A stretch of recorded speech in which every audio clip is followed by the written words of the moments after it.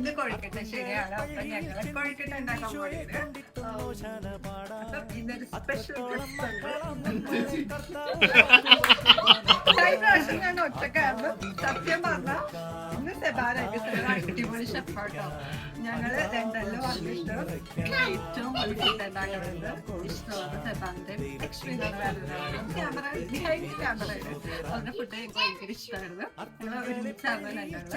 അപ്പൊ ഞാൻ വെറുതെ ഇവിടെ വീഡിയോ എടുക്കാൻ ഇങ്ങനെ വന്ന് ഇങ്ങനെ എന്താണ് തേങ്ങ മഴയായിട്ട് കൊഴുക്കട്ടാണ് വെയിറ്റ് ചെയ്തുകൊണ്ടിരിക്കണേന്. വെള്ളം ചൂടാക്കാൻ വേണ്ടി വെച്ചിട്ടുണ്ട് ഞാൻ. അപ്പൊ ഞാൻ പാത്രം കഴുകി എന്തെങ്കിലും ഒക്കെ ചെയ്യണല്ലോ, കൂടെ നിൽക്കണേ എല്ലാവരോടും പാത്രം കഴുകിക്കൊണ്ടിരിക്കണേ. സെബാൻ നന്നായി സംസാരിക്കും, അടിപൊളിയായിട്ട് സംസാരിക്കും. പക്ഷെ ക്യാമറ ഉള്ളതുകൊണ്ട് കുറച്ചൊരു ശരിയാണ്. ഞാൻ സംസാരിച്ച് ഇങ്ങനെ ഫ്ലോ ഉള്ളതുകൊണ്ട് വന്നേക്കും സംസാരിക്കും. ഞായറായതുകൊണ്ട് ഞങ്ങൾ ഇവിടെ റെഗുലർ ആയിട്ടൊന്നും പള്ളി പോകാൻ പറ്റാറില്ല. പക്ഷെ നാളെ എന്തായാലും പോകും. പിന്നെ സാക്കിന്റെ ബർത്ത്ഡേയും കൂടിയാണ്. അപ്പം ഞങ്ങള് നാട്ടിലുള്ളപ്പോ ഞാൻ 3 നേരം ഇതായിരുന്നു കഴിക്കണത്. കാരണം എനിക്ക് ഭയങ്കര ഇഷ്ടമാണ് നമ്മുടെ അപ്പവും പെസ കഴിച്ചിട്ടുണ്ടാക്കുന്ന അപ്പവും ഈ കൊഴുക്കട്ടയൊക്കെ ഭയങ്കര ഇഷ്ടം. ഞങ്ങളുടെ വീട്ടിലെല്ലാം ശനിയാഴ്ച രാത്രി ഉണ്ടാക്കി വെക്കും. എന്നിട്ട് രാവിലെ ഞങ്ങൾ പള്ളിയിൽ പോയതിനു ശേഷം വന്നിട്ട് ഇതിങ്ങനെ ചൂടാക്കി ഇത് വീണ്ടും ചൂടാക്കുമല്ലോ, ചൂടാക്കിയും കഴിക്കും. അപ്പൊ ഇതിന്റെ അകത്തുള്ളത് മാത്രമേ ഇങ്ങനെ ഒരുക്കി അങ്ങനെ രസമായിരിക്കും. പിന്നെ ഞങ്ങള് എന്തായാലും നോമ്പായിരിക്കില്ലേ, പിന്നെ വൈകിട്ട് എന്തെങ്കിലുമൊക്കെ സദ്യയാണ് അതിൽ ഇതിലൊക്കെ ഭക്ഷണം. അതെ, ഇപ്പൊ നമുക്ക് കൊഴുക്കട്ട ഉണ്ടാക്കാൻ വേണ്ടി നമ്മൾ ശർക്കര ഉണ്ടാക്കി, ശർക്കര ജസ്റ്റ് ഗ്രേറ്റ് ചെയ്ത് വരും എളുപ്പത്തിന് വേണ്ടി. പിന്നെ നമ്മൾ വെള്ളം ചൂടാക്കാൻ വെച്ചിട്ടുണ്ട്. നമുക്ക് ശർക്കര പാനി ഉണ്ടാകും. ഇവിടെ ഫ്രോസൺ തേങ്ങാപ്പീര എടുക്കുന്നത് സാധാരണ നെയ്യ് കൊഴുക്കട്ട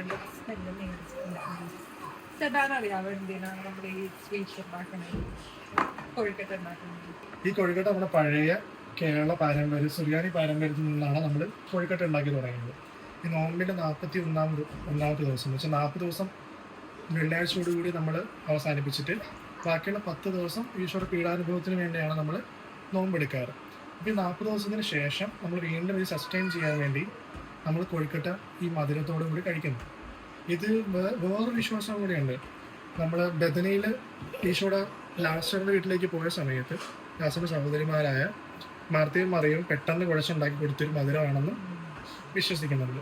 അപ്പം അതിനു വേണ്ടിയാണ് നമ്മൾ കഴിക്കുന്നതെന്നും മാത്രമല്ല 2-3 പാരമ്പര്യങ്ങളും കൂടെ ഉണ്ട്. പറയുന്ന വെച്ചാൽ ഈശോ അന്ന് കല്ലെറിയപ്പെട്ട സമയത്ത് ഉണ്ടായിരുന്ന അതിനെ സൂചിപ്പിക്കുന്നതായിട്ടാണ്. പിന്നീട് ഈ കൊഴു എന്ന് വെച്ചാൽ മഴു എന്ന അർത്ഥമുണ്ട്. ആ മഴു എറിയപ്പെട്ട അസ്ഥികൾ തകർത്തെറിയ എന്നൊക്കെ പറയത്തില്ല, അങ്ങനെ ഒരു ബൈബിൾ വാക്യം വെച്ചിട്ട് ഇതിനെ കണക്ട് ചെയ്യുന്നുണ്ട്.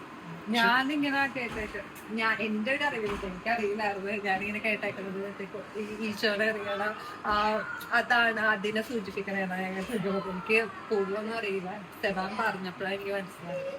അത് നമ്മുടെ വിശ്വാസത്തിന്റെ ഒരു നമ്മള് സത്യം പറഞ്ഞ ഈ നോമ്പ് കാലങ്ങളിൽ മൊത്തം ഈശോയുടെ അനുഭവങ്ങളോടുകൂടി സഞ്ചരിക്കുകയല്ലേ.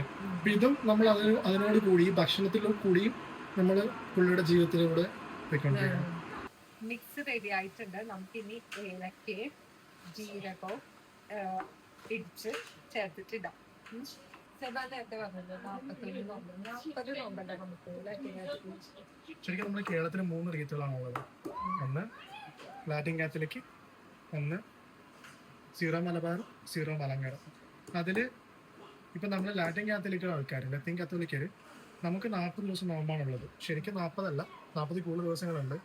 40ഉം 6 ഞായറാഴ്ചകളും പിന്നെ നമ്മൾ മോണ്ടി തേഴ്സ്ഡേ പെസഹ രാജ്യത്തിൽ നമ്മൾ നോമ്പ് തീരും. ബാക്കി 3 ദിവസം നമുക്ക് അതിവിശുദ്ധ ദിവസങ്ങളാണ്.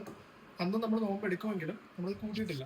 പിന്നെ 6 ഞായറാഴ്ചകളും കൂട്ടിയിട്ടില്ല. കാര്യം അത് കുഞ്ഞ് ഈസ്റ്റർ പോലെ നമ്മൾ ആഘോഷിക്കുക.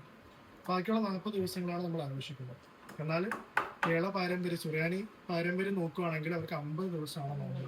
40 ദിവസം നോമ്പും 10 ദിവസം ഈശോയുടെ പീഡാനുഭവങ്ങളെ കുറിച്ചുള്ള നോമ്പ്. ഒരു ടിപ്പ് പറഞ്ഞുതരാവേ, അറിയാവുന്നൊക്കെ അറിയാം. എന്നാലും ഞാൻ പറയുന്നത് ഇതിലേക്ക് മിൽക്ക് അല്ലെങ്കിൽ മിൽക്ക് ഒഴിച്ച് കുഴച്ചാൽ അല്ലെങ്കിൽ ഇന്നലത്തെ ചോറരച്ച് കുഴച്ചാൽ നല്ല സോഫ്റ്റ് ആവും.